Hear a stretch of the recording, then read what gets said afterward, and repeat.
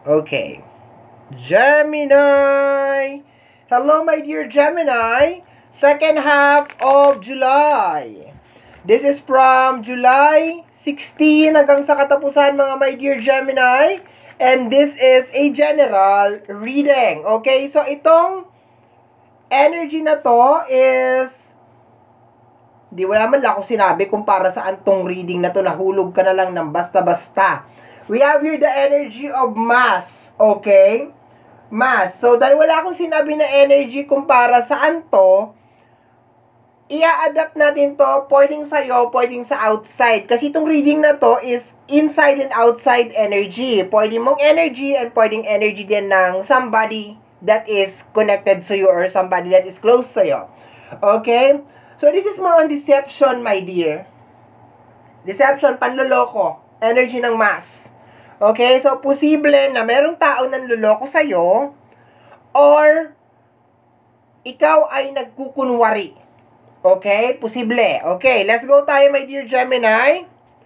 Ito, my dear, ay energy ng labas. Okay? Energy ng labas. Then, i-connect ko siya dito. Okay? Kasi itong energy na to ay hati. Let's go, my dear Gemini. Energy sa labas ng ating mga my dear Gemini. Okay? I love you.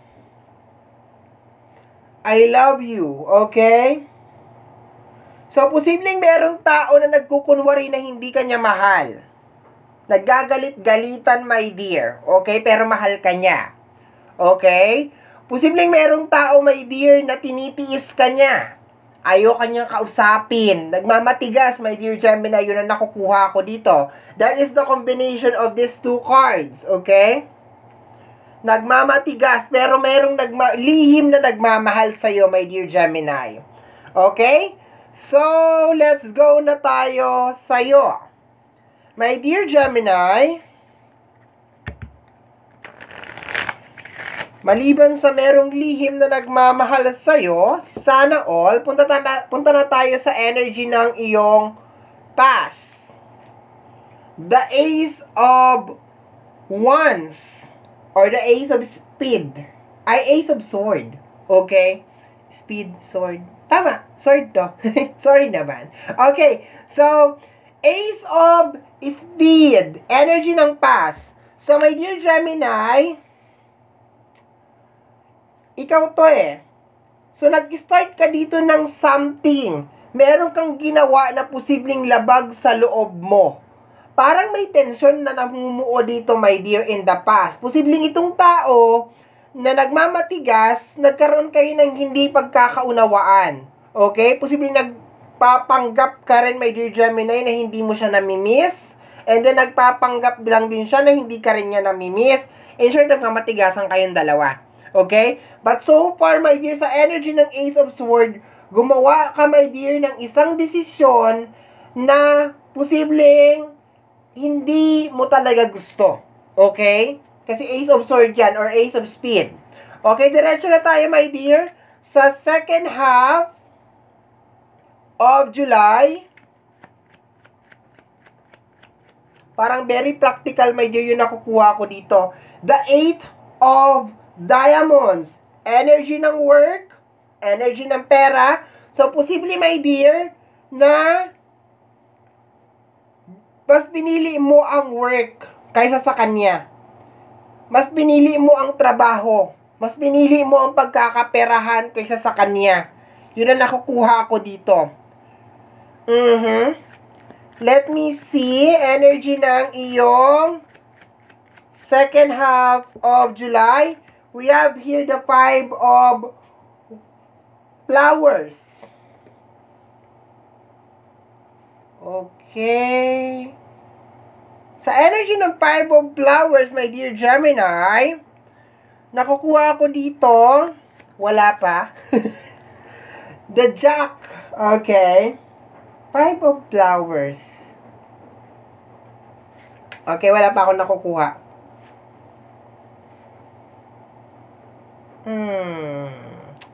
Okay. Yan, nakuha ko na. May tension sa inyong dalawa. Eto na siya, my dear. The Jack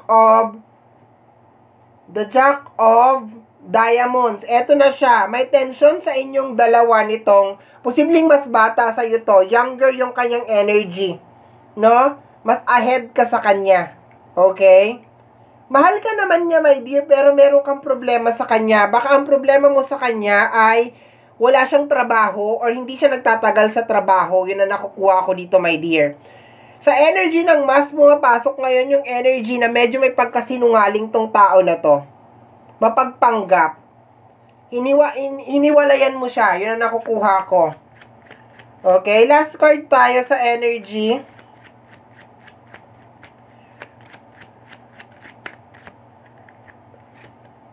The Five of Sword.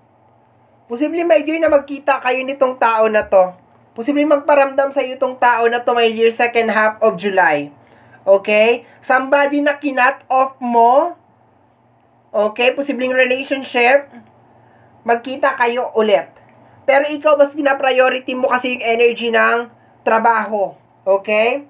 So, let's go na tayo for additional message, my dear. So, unang energy, my dear, second half of July. Merong tao na gustong bumalik sa iyo or posibleng na mag-cruise yung landas ninyo, my dear. Somebody na posibleng nasa loob ng relationship. Okay? Nasa energy siya ng Jack of Diamonds. Pero posible naman, my dear, na babae yan. Posible din naman nga lalaki. Okay, we are with the Seven of Cups. Patay. Dinidesire mo rin siya, my dear. No? Ito yung typical na tulak ng bibig, kabig ng dibdib. No? Mahal mo pa rin tong tao na to. Mahal mo pa rin siya. Nakukuha ako dito. Love mo pa rin siya. Ito yung sinasabi ko, my dear Gemini, eh. Be careful tayo sa pagmamanifest ng tao or ng kahit ano. Kasi, galit ka, ayaw mo na sa kanya, pero, eto, maliwanag, my dear, sa energy ng Seven of Cups, minamanifest mo siya. Yung iba sa inyo, my dear, baka nagmamanifest ng job and magkakaroon kayo ng job sa second half of July. Pero lakas talaga yung energy niya na minamanifest mo to. Okay, let's go tayo, my dear. Next card. Next card, my dear Gemini.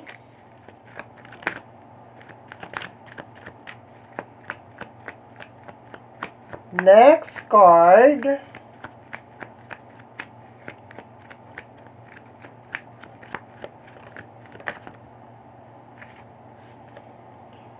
The Knight of Sword.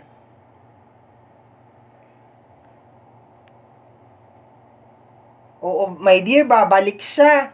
The High Priestess. Nangingi siya, my dear, ng clarity or ng linaw sa'yo, my dear.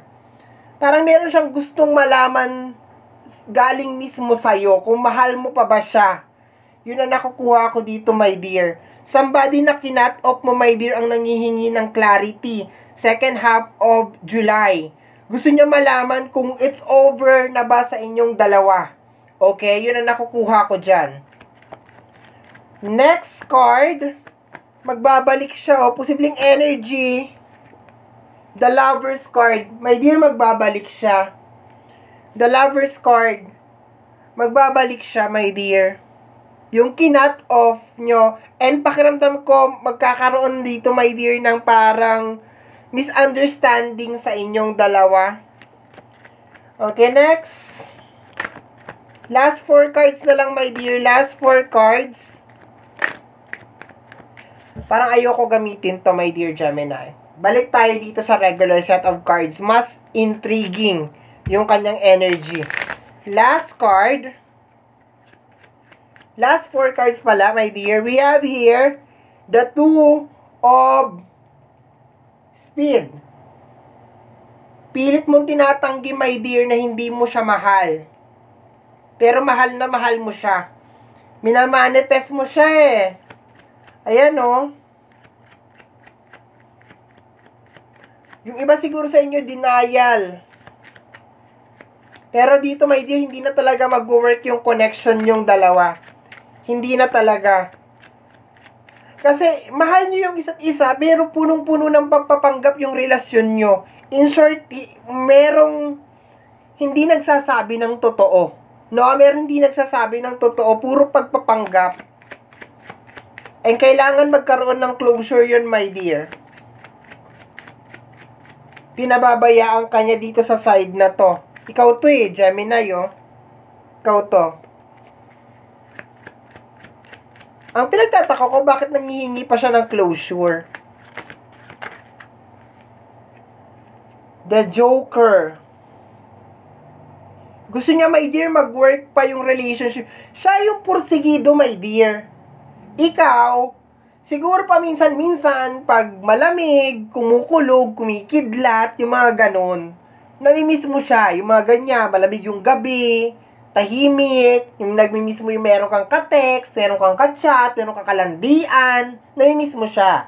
Or else, baka namimiss mo yung mga bagay na ginagawa yung dalawa, yung mga date, yung mga pambubuladas niya sa'yo, yung mga, di ba, yung mga ganon.